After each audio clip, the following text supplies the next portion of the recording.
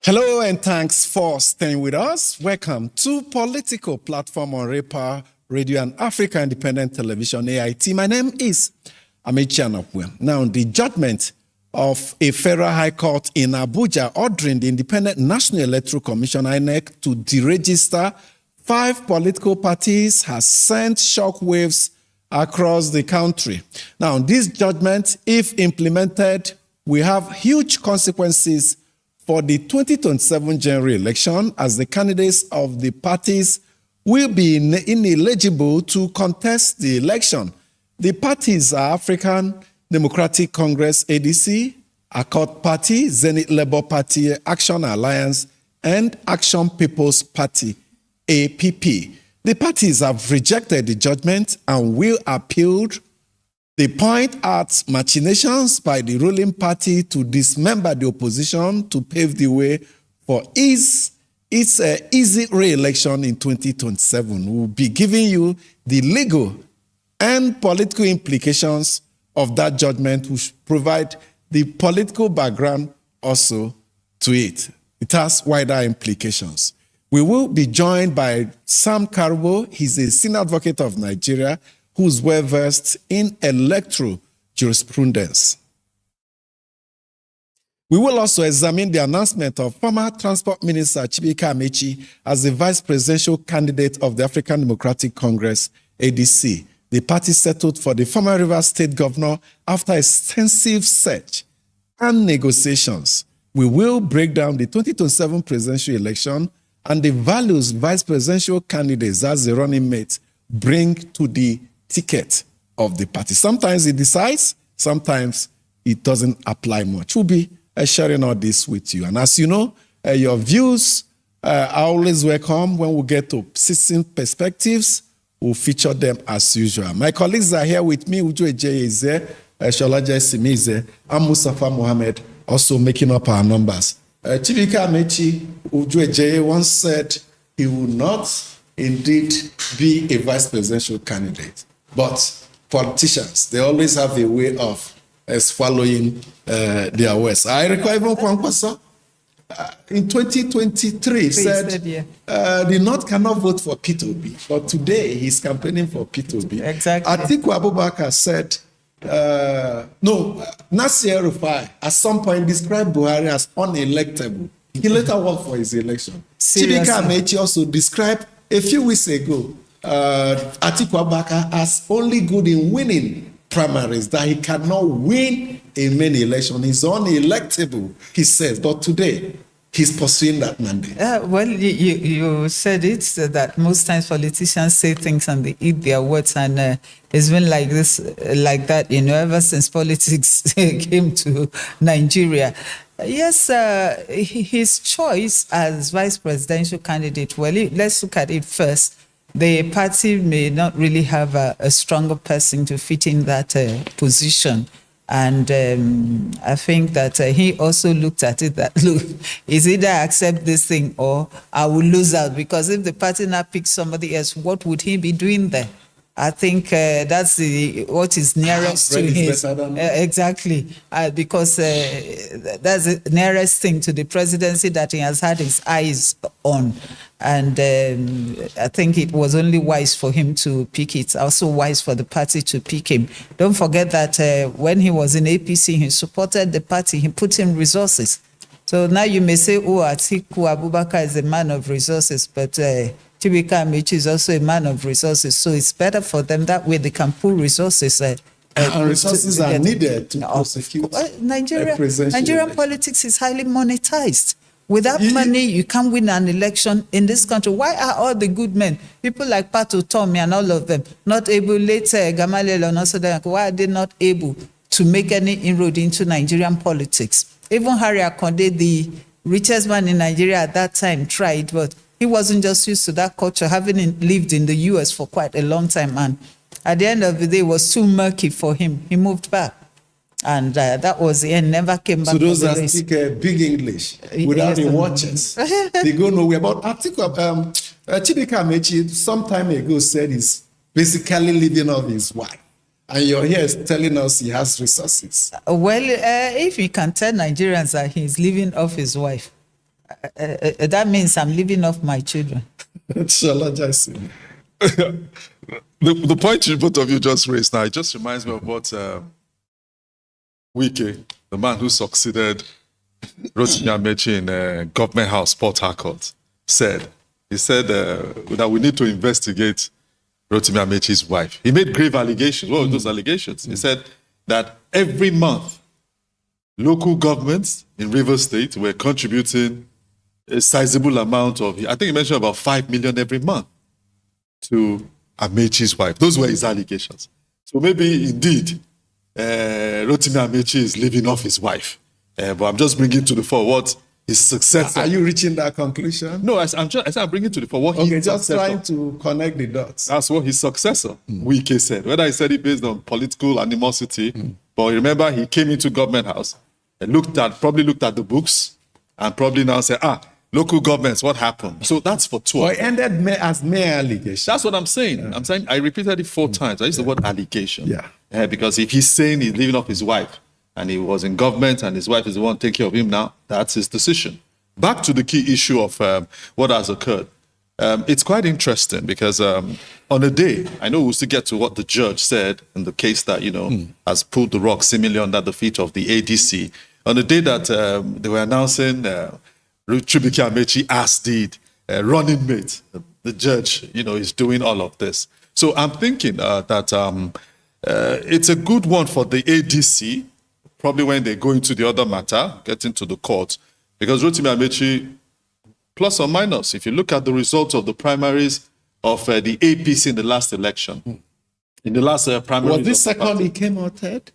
He was, if I remember clearly, I think it was third or fourth. Either second or third. Between him and Oshimba. I think he came second. Second. Yes. Good. And he also came second in ADC, which tells you he's formidable. Yes. So you can see that there was nowhere else, like Uju has emphasized, for Atiku to go, to balance their ticket and to also look for somebody who is strong in that axis. But if you look at the machinations of what's happening now, at the home front, which is Rivers, we always say politics is local. Will Rotimi Amechi get votes even in his local government? I don't know.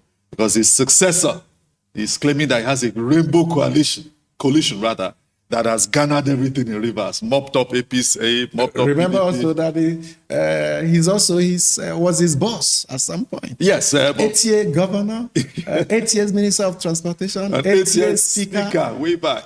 You don't think he's well entrenched in not just in Rivers State, but across the South, the trusted son of Daura. Remember, he has that title. He appears to be downplaying his political Maybe in Daura, but in Rivers, one man is saying, I have raided you out of town, and you won't have any political value here. So we wait until we see when all of this, begins to play out at a higher level politically. I think that maybe Rotimi Amechi cannot really play the kind of dirty politics. Maybe he doesn't have the spunk, because we've not seen him being able to reply Wike in any way, whether by action or by words. But, you can't say he was without any support in Rivers, but I know that between the two, one is certainly stronger. It depends on the strength you're referring to here, because Chibika Amechi said, challenged Wike to a walk on along the streets of Port Harcourt to get popularity. We're not talking of a walk. We're talking of the action when it's needed. Okay, to garner political votes. Yes, now, at the end of the day, what is politics if you can't win votes? And is by every means necessary. And he may not be cut out for such. Well, he will be cut out. What I'm saying is, You know, there are people, if you bring Rofo, they are there. You bring Grandma, they are there. You bring any arsenal that you bring, they will reply. Okay. Can he reply to all of them? But Mustafa Mohammed, in Nigeria, we are beginning to accept this as normal. For you to win an election, you must have all powers, both legitimate and illegitimate. You must have that appeal. You must be popular. You must have watchers. You either control the security agencies or you control the thugs. It's because we have a system not entrenched on a very solid ground. Number one, those who are carrying out the actual votes don't even know their electoral rights. Number two, we also have issues such as ethnicity, my tribe, religion, regionalism, so many elements tied to the electoral values that they became values themselves. You also have this issue of north-south, where is he from? Before you win a presidential election, you are already thinking of bringing someone from across the Niger to be your running mate, whether you are from the north or you are from the south. In most cases, Nigerians are not looking for who is a Nigerian. They are not looking for who has the capacity to give Nigerians the goodies that successful elections will bring. I can reliably tell you that try to gauge all the presidential aspirants who are contesting. You don't hear anybody telling you the kind of magic or strategy he has in addressing the issues of security, electricity, water supply, grassroots development, healthcare, job creation, industrialization.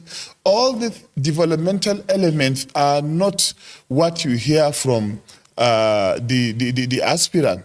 But they also go out there to engage talks on how to outshine or how to violently snatch ballot boxes, attack voters on election day, find a way of manipulating the elections and what have you. So as the voters are having issues of ignorance about the electoral and developmental rights, the contestants, the aspirants are also taking advantage of not just the ignorance, the lukewarm attitude of the voters.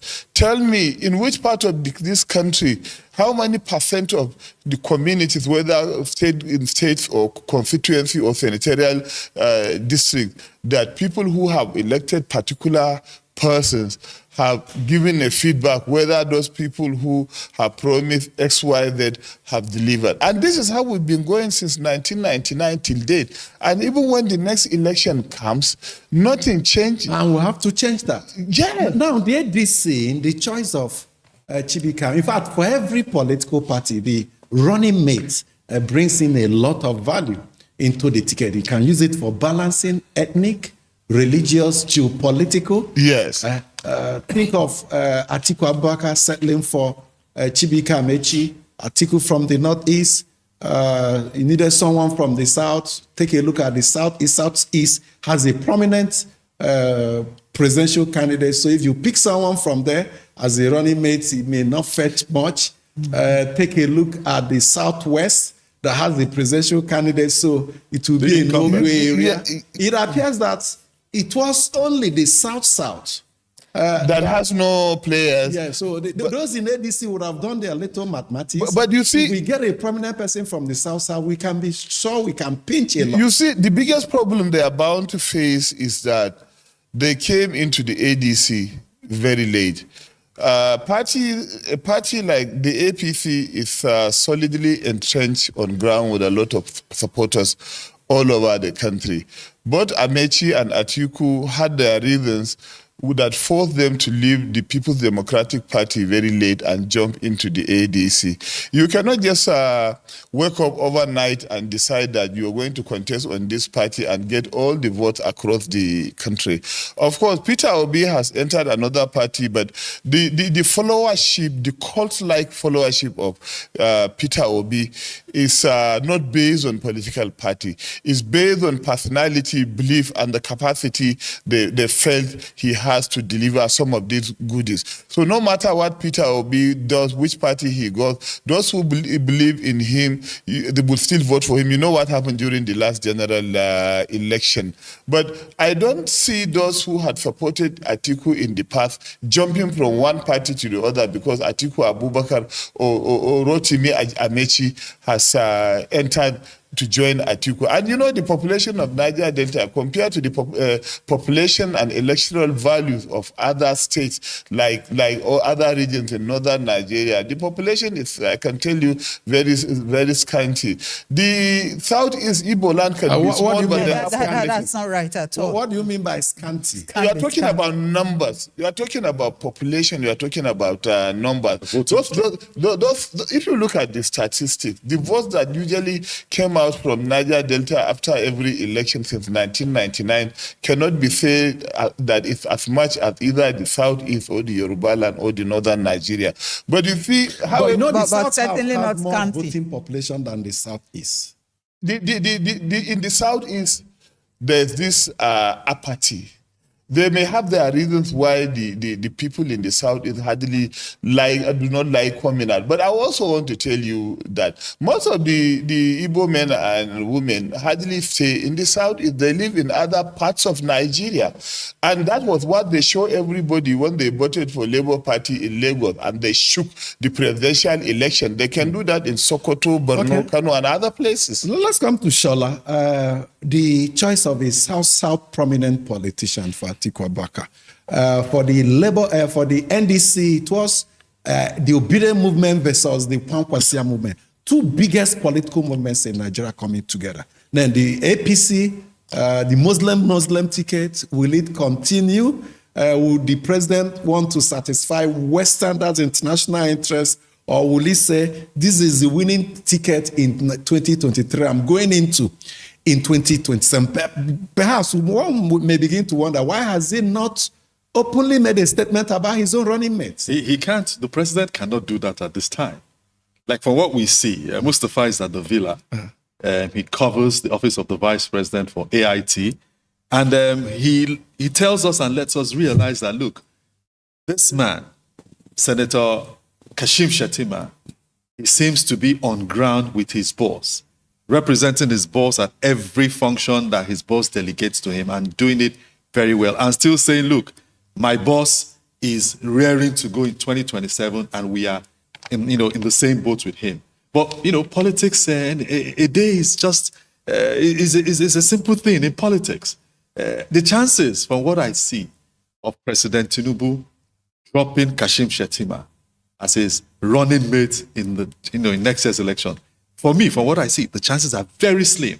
The president might just ride the agitators who say, look, balance your ticket religiously and all of that.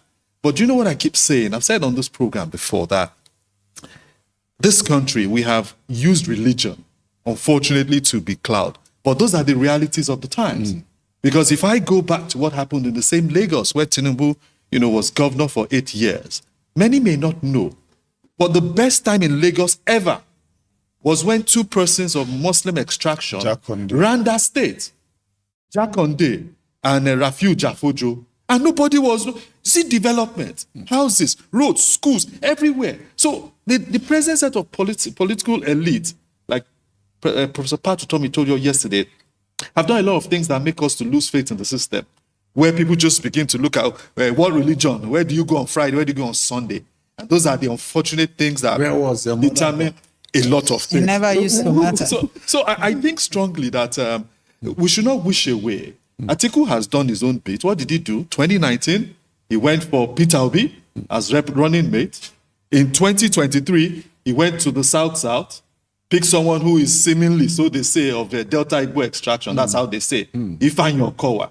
Now he has stayed But put. he lost the Delta. Yes, he Even lost with to the Peter poll. Obi. Yes. And he has gone now to Rivers next door to pick someone who some say also has Igbo extraction, so to say. So though they are Ikwere. So Atiku has tried. He has, spread his hands around. In 2007, he went to Southeast, picked Senator Ben Obi. So this is a cosmopolitan politician whose exposure, having worked in the federal service as a custom officer, has helped him to see Nigeria as a very diverse. Okay, the last time the Southeast, the Northeast APC had that premonition that their man, talking about Kashim Shettima, was not on the table. That Northeast rally, zonal rally for the Ngombe, APC, the walkout. they mentioned the name of the president without attaching the name of Kashim Shettima. They felt it was the beginning of a plot to exclude their man, and they beat up party officials. They beat them to stupor. Yes, like for me, what Kashim Shettima is enjoying the most is the loyalty of his people, the backing of his people. I do not think it's as much as having a good rapport with his boss, because you know that a certain measure of distrust had existed between them, to which he alluded the other time he was talking. I think that was about 3-4 weeks ago, publicly, about what transpired, how people were feeding his principal with rumors about him. So once distrust or mistrust comes into a relationship, particularly a political one, it is really, really difficult to rule it out completely, because seed has been sown. yeah, exactly. All some people need and like to do they is to say, water it. and like they say, there's no smoke without fire. So I think that it is the support of the North that has kept him where he is up to now, because the North rose in his defense, and that's one good thing about the North. That's those are regions. I'm talking about the northern regions now, who would never turn their back Elsewhere, on like the their own. Southeast, some of They your would brethren have will be been lobbying betrayed. In fact, to take your they will say, position. kick him out, come to this side. We have somebody else. The Southeast is yet to know what true politics is in Nigeria. I'm sorry. They have not been very good players, but the North knows how to play politics. And the North has stood by him. I think that more than any other thing, it is the North. Even and that insistence that we keep him minister, there. the Minister of Creative Economy kind of threatened his employer, the president, in an interview that you can't even think of removing Kashim Shettima's running mate. Exactly. A subtle threat from because the North may turn against the president. They have threatened it. They have a way of always getting their way. And like I said, they play very good politics. You may call them mal and call them anything, but when it comes to politics, give it to them. And when it comes to loyalty to their own person, they have it. Maybe we'll have to go to the next issue now so that we cover grounds. Because I guess they're still around. We have a senior advocate of Nigeria who will be breaking down the judgment that are shaking Nigeria. 5 parties to be deregistered by INEC if the cases are not indeed appealed, and if indeed the judge court will have his way. It has wider implications for our politics, especially for the next election. But before we bring in our guests, let's run through with our perspectives. Very interesting times for shaky, as it were. The parties are alleging machination by the ruling party. You see, to most Nigerians, the judiciary, most part of the activities of the judiciary is looked at with a lot of mistrust and distrust. You know how the activities of a judge nullified the June 12 election, and no judicial officer, for whatever reason, should be seen to be undermining any general elections in Nigeria. But I think the most beautiful thing about all this is that they have a number of days before they appeal the verdict. And I'm sure they are going to appeal. If you remove these 5 parties, which other strong opposition do you think is there to even challenge the ruling party? They should be allowed to be. A winner can emerge, a loser, those who will not win the election will not win the election. But I think if the judge is found to have act deliberately in matters of law. The judicial, whatever, should really look at punitive measures, because I don't want us to repeat issues like the June 12th Association for Better Nigeria. What's the name of that senator? I can't remember. Ato Nderibe and others. We have a lot of Ato Nderibe around Nigeria, both in judiciary and outside it. Well, some strong ones, Mustafa, you have for the judiciary there, but Justice Peter Lifu simply looked at the Constitution and he looked at Section 225, which the plaintiffs brought before him, and said, based on this part of the Constitution, you do not have 25% in an election. For 2023 general Exactly. election. That you ought to be deregistered. That's what the judge looked at. So, with the right So it of- was guided strictly by law. That's what Justice Peter Lifu says. Thank God there's a higher level of appeal. The ADC may have been shaken by this.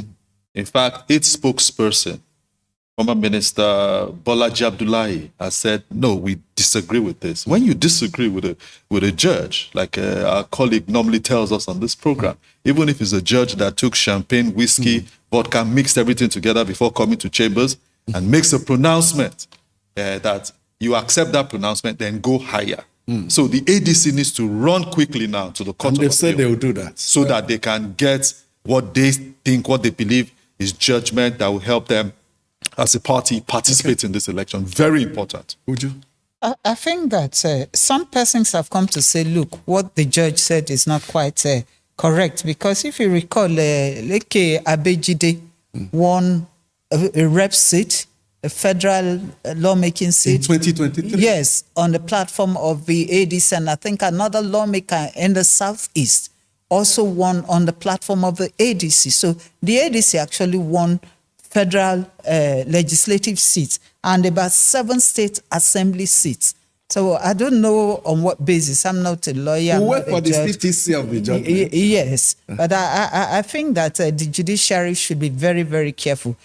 Shola said Mustafa had very strong words for the judiciary. Believe me, for me, it's even stronger because at several instances, we've seen things that look as if the judiciary is trying to,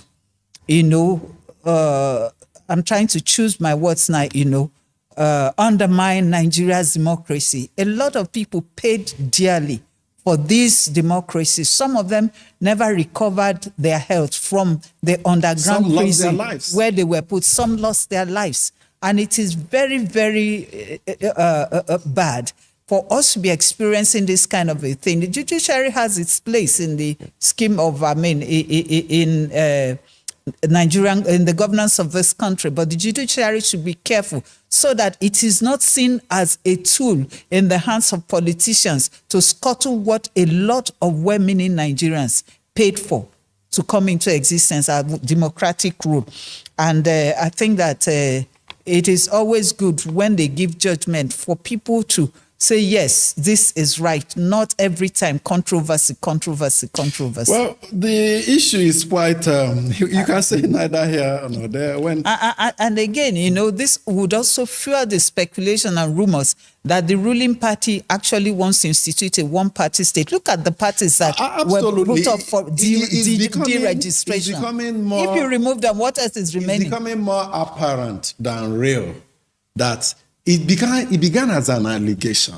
But to me, the more the allegation comes, the cases before these opposition parties, all the controversy around these opposition parties, it can't just be mere coincidence. Exactly. The APC government has said they are not involved. But the message is whoever is involved, because it's clear someone It's trying is involved. to destabilize Whoever is involved should understand that the existential threat of Nigeria, the existence of Nigeria overrides every other thing. If not the APC government, whoever is involved should understand the threat to our democracy. It's not everything you do by the law. Just when he was launching one of his 3 books over the weekend, Abdul Salam Abubakar said in 1998, AD as a political party was unable to meet the criteria to be registered as a political party, Alliance for Democracy. So they went beyond the law. The law have prescribed conditions criteria a political group must meet before it's registered as a political party. But they went beyond the law. They went beyond the constitution. They looked at political expediency. They looked at peace and tranquility in Nigeria,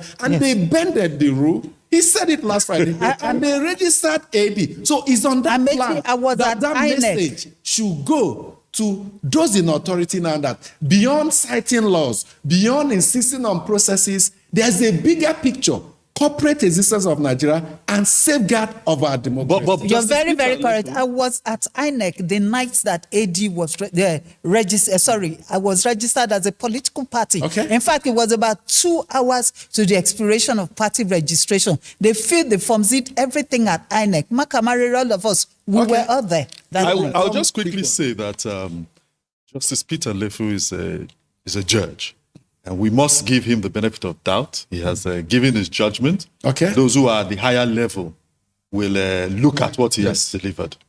Okay, let's go on a break. When we come back, a legal mind, a learned person, a learned silk will break down the implications. Do stay with us.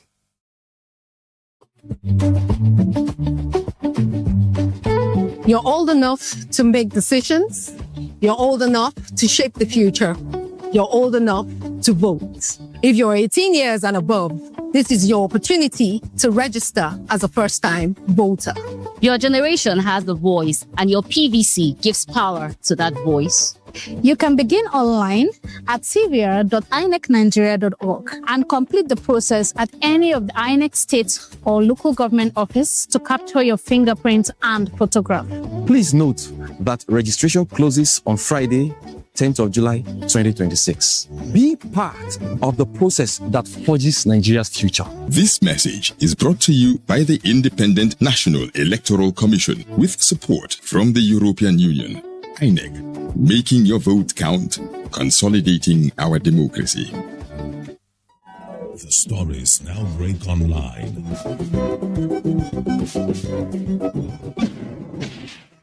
Don't miss anything from our real-time updates and exclusive content. Follow and participate in discussions on live TV studio programs to shape the narratives. Subscribe, engage, and share from AIT.live at AIT_online on X, AIT Online on Facebook, Official AIT Live on Instagram, TikTok, and Threads on YouTube.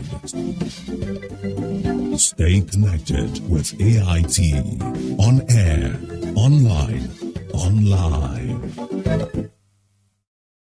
Thank you so much for staying with us. Senior Advocate of Nigeria, Sam Karubo, joins us now to break down the court judgment that came on Monday in Abuja. Thank you so much for joining us. Thank you very much. Thank you for having me this morning. You would have gone through reports of the judgment, even though we don't have the statistics yet. I learned about the judgment just the same way you've learned. And because of that, I would hope that you would not ask me questions to go into the details of the judgment. We'll be tentative and very cautious. And I've listened to you, and I would think that as a senior member of the bar, I should start by saying that take the judiciary out of this place. This has nothing to do with the judiciary. The judiciary is doing its job. I think we should address ourselves as Nigerians. We need to rehumanize ourselves to the point that we take ourselves out of the equation and put Nigeria first. The judiciary is not a proactive institution. It sits on the court, and disputes are taken to it, and it behooves on it to attend to those disputes. No matter how infernal the disputes are, no matter how dangerous, if I'm allowed to use that word, its business is what?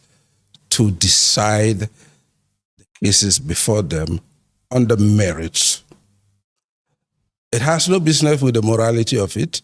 It has no business with the dangers of it. It has no business as to how the judgment resonates with Nigerians. Are you saying that the judiciary hardly makes mistakes in matters of law interpretation? It does. And what have you? It does. That's why we have the layered system.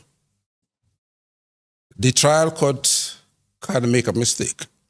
The Court of Appeal can make a mistake. The Supreme Court can also make a mistake. And that's why they go back to some of the judgments that they had earlier on. Even though their judgments are final, they revisit those judgments when they realize that what? They've made a mistake. So the fact that they will make a mistake does not in itself give them the responsibility and duties that we want to ascribe to them. We would have no rule of law if we say judges are to determine cases in the manner of their own likeness. Judges, legally, they can be deregistered. They can be deregistered. In 2020, more than 70 parties were deregistered, leaving only about 18. And the heavens did not fall. NUP went to court challenging that. The Supreme Court said INEC's discretion there is absolute. Yes, National Conscience Party was deregistered. The Supreme Court disagreed with INEC, and they were re-registered. Yes, because That's what? Yes, because what? It met the threshold. The Constitution, what the Constitution speaks is absolute. It's not like a statute or a law by the National Assembly that has to be put against the Constitution. Once the Constitution speaks, it speaks absolutely. And the Constitution has given you a threshold and say, if you did not meet any of this, mind you, the issue of the or there, the Supreme Court has said it means that if you did not meet any of the conditions under Section 225A of the Constitution, you can be deregistered. The fact that some of them have been existing without being deregistered has nothing to do with the question as to whether or not they can be deregistered. Once you fall short of that threshold, you can be deregistered. And the condition is also clear. He said, the condition for admission, the condition for birth as a political party must be sustained and remain with you for the rest of your life as a political party. Once, at any time, you drop any of those conditions, you are liable to be deregistered. And let's put it against this. I have said this over and over. The political parties are very opportune. There are associations, private associations, that the Constitution has what? Given public responsibility for them to what? Headhunt and present personnel for governance. That's a very big and very serious responsibility. Like I have said, the Constitution could have given that to the MBA of learned individuals. I'm not trying to brag. It could have given it to religious body because everybody among us is religious. Yes. You understand? And we know the sort of what? Reverence that religious leaders have among us. In some other countries, they've done that. But they said, no, you are a private association, voluntary association. But if you meet these standards, we would give you what? Now, I want you to comment on two issues now. Please. The first one, the Attorney General of the Federation was listed as a defendant in this case. Yes. It was supposed to stand with INEC and all that. Yes. INEC stood against, said this party should be in existence based on the arguments in court. But at some point, the Attorney General, Minister of Justice, said, no, I want these parties to be registered. That's a political appointee, suggesting that perhaps the government is encouraging that deregistration. The second one is the reports of the Court of Appeal staying action of the High Court on this matter. And all of a sudden, the judgment came. Some people are alleging that the judgment came even in the face of a stay of execution from an appellate court. Okay, let me start with that of the Attorney General. Let's just speculate as to whether or not it's the government that's behind it. It's the chief law officer. It's the protector of the Constitution. That is his job. He is the one representing the Federation A member of the APC. No, listen. Well, he is. No, you spoke to the office of the Attorney General, and that's what I'm. And the occupant is a member of a ruling party. Listen, the Constitution created that office. That's the only ministerial office that is created by the Constitution, and the Constitution has given it a specific responsibility. And that is why when it went to court to enforce Section 7 of the Constitution regarding the local government council, nobody says a word. Right? I am not saying morally. Mind you, I have said so here that even though the law permits INEC to do that, even though the law empowers INEC to do that, but the process is already underway. It will be disruptive for any political party to be deregistered at this juncture. I had also said that perhaps at some time, just for the purpose of peace, there could be a political solution to this. But if the law is allowed to run its course, that could be. You know, because I had actually. You understand? Let me just you understand? So, you understand? So let's take it away from the fact that the Attorney General is saying that they should be deregistered, because that is his job. Okay. Mind you, you are the maintainer of the Constitution, the protector of the Constitution, the enforcer of the Constitution. And the Constitution has made its prescription and has said for you to canvass for votes, you must have A to C. That if you do not have any of them, you are taken out. On the Court of Appeal stay. On the Court of Appeal stay, I would not want to say, if indeed, let me talk now as generally, if there was a stay, of course, there is always, it's what do you call constitutional law 101 that would say that it would be impertinent for any trial judge to continue proceedings when the Court of Appeal has stayed, rightly or wrongly. The moment the Court of Appeal say stop, it's like what? God asking the sun to stop. It has to stop. If you go ahead, irrespective of what the quality of reasoning you put there, irrespective of what the quality of judgment you arrive at, it goes to naught. Because what? That stay is binding on you. No, and that is if there was a stay. Yes. If there was a stay, a pending stay, then obviously the Court of Appeal will reverse the judgment.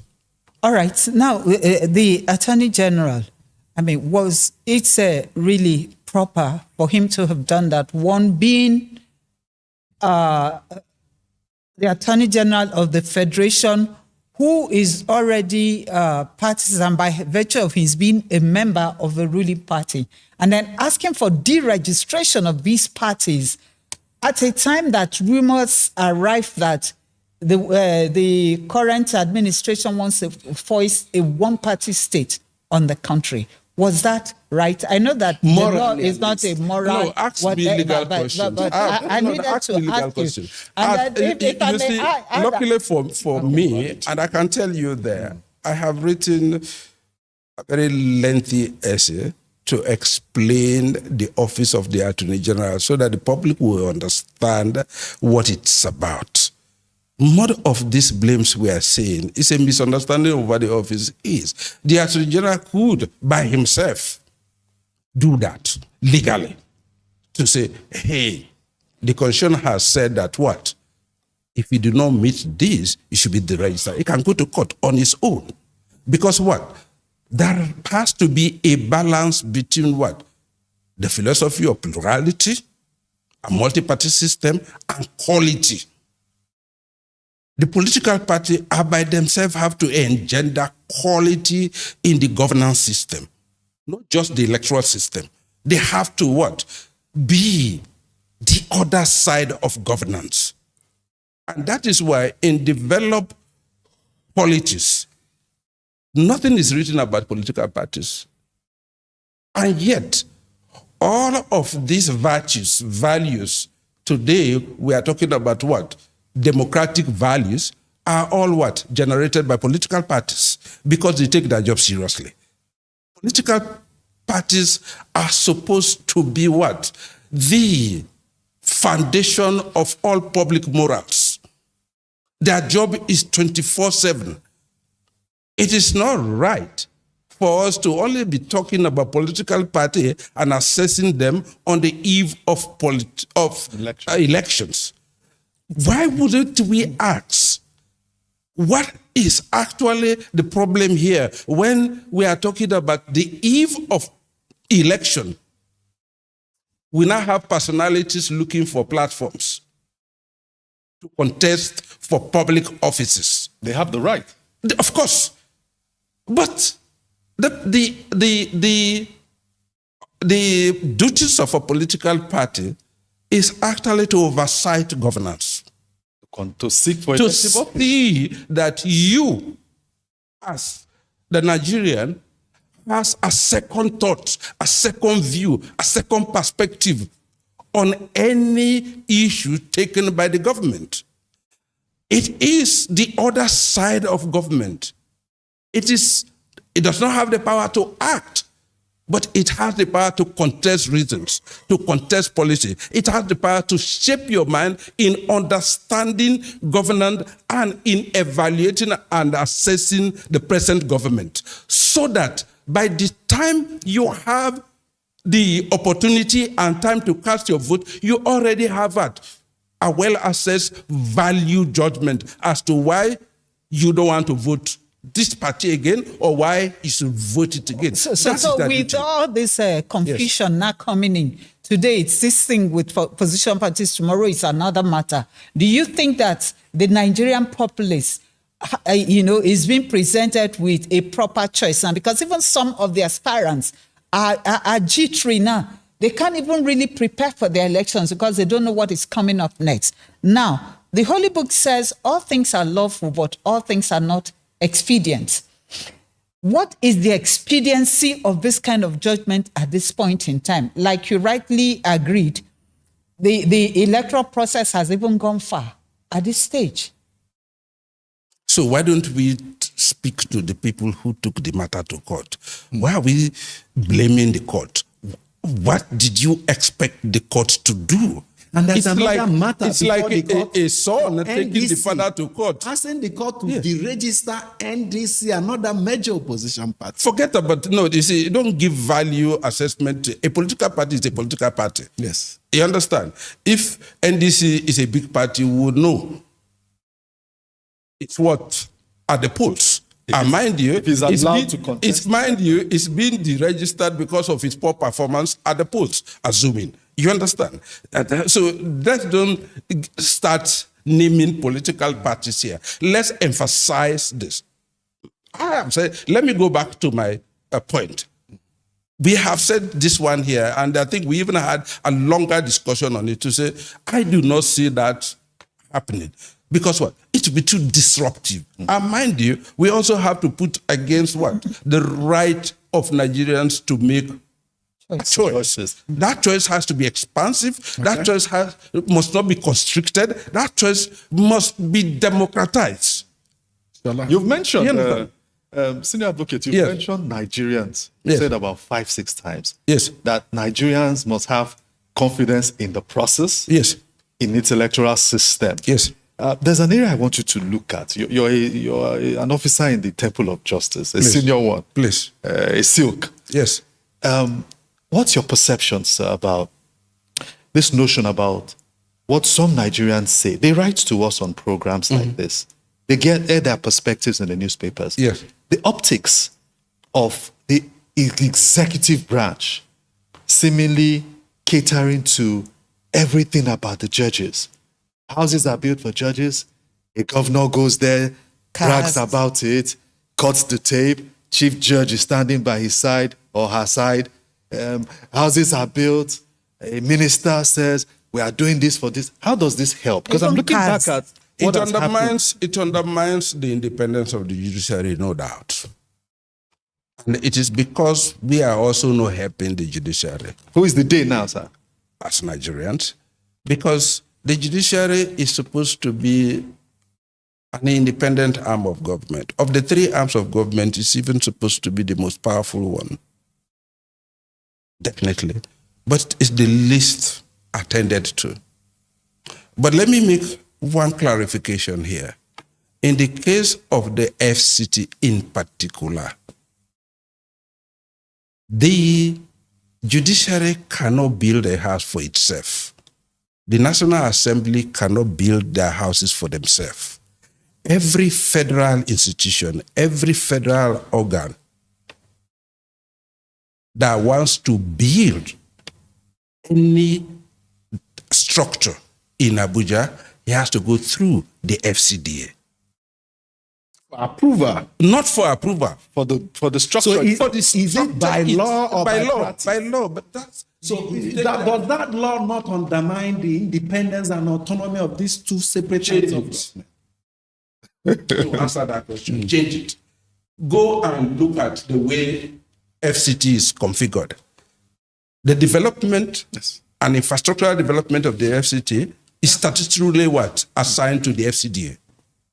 The FCTA, which is the that of the minister, Yes. the administration, is first was a ministry. Okay. Obasanjo now changed it to an administration. But these houses can be built, sir, without the funfair and all of that. Built But you know, and hand over. politicians cheat. Allow it to them because that's what they do. And the very idea of a public servant ingratiating himself with the fact that he has done that which he ought to do should bother you. But that's what they do. Okay, all over the I think place. we're out of time now, so let's quickly share what our viewers and listeners are saying as they offer their opinion on our segment Citizens' Perspectives. The first one comes from Emeka Mba from Abuja. Justice Peter Lifo of the Federal High Court, Abuja, put spanner in the wheel of progress of our political process and by extension our nascent democracy by ordering INEC to deregister 4 political parties, namely African Democratic Congress, Zenith Labour Party, Accord Party, Action Alliance, and Action People's Party. This is in defiance to an earlier Court of Appeal stay of proceedings order in the matter. Some other high courts and INEC had earlier submitted that the African Democratic Congress met all constitutional and regulatory requirements in its registration. The judiciary, through its disciplinary arm, should decisively rise up to the occasion and do some cleanup before some of its members derail our democracy and cause this country irreparable damages. Enough is enough. And this one from Thompson, who sent it in from Gwarimpa, Abuja. It says, I feel terribly sorry for our democracy because the acclaimed NADECO has woefully failed in its reformation of good governance. I kept wondering why the supposedly last hope of the common man, court, would be allowed to be used as a seeming cruel tool to work against harmonized opposition parties. Now, where was the court when ADC had its convention? The competent court never realized irregularity nor ordered INEC to deregister the political party. But why now? This current government should know that power is transient. A time shall come that Mr. Bola Ahmed Tinubu would be addressed as former president. Okay, Ugochukwu Godwin has written in from Lagos. He says, just as Atiku Abubakar and ADC were choosing Rotimi Amechi as his running mate, a federal high court ordered the deregistration of ADC and 4 other parties. Same Rotimi Amechi said he will never be a running mate to anyone. Our politicians don't practice good morals, and that's why they don't care. I'm worried about the deregistration of our court party because the governorship election in Ekiti is on Saturday. I hope they apply... No, not Saturday. That's according to him. Yes, Sorry, yes, we'll have corrected this earlier anyway. I hope they apply for stay of execution and file an appeal sooner Okay, than yes, later. take it is Saturday. sir. Our judiciary should be perceived to be just, fair, and balanced. Speedy dispensation of political and corruption cases should be encouraged. And this last one, quickly, I will just go this. As xenophobic attacks continue in South Africa, African countries, including Nigeria, are evacuating their citizens who have been attacked, displaced, and in some cases killed. This is a step in the right direction, as no responsible government should sit back and watch its citizens suffer such treatment. However, one thing is certain. Bringing them back home is not a permanent solution. Similar incidents have occurred before, and many of those affected were evacuated only to return later under the same difficult circumstances. So let me just wrap up this one here. Nigerian leaders in particular must rise to the challenge by creating an environment that offers opportunities, security, and hope for citizens. A brief version of Amechi's mail from Cuba. Thank you so much for the mails, and thanks to our guest for today, Sam Karibu, Senior Advocate of Nigeria. Thank you so much for joining us and offering legal explanations on these issues. Thank you so much. Thank you for having me, and please leave the judiciary out of this. We will, as much as we can. On behalf of my colleagues, my name is Amechi Anapwe.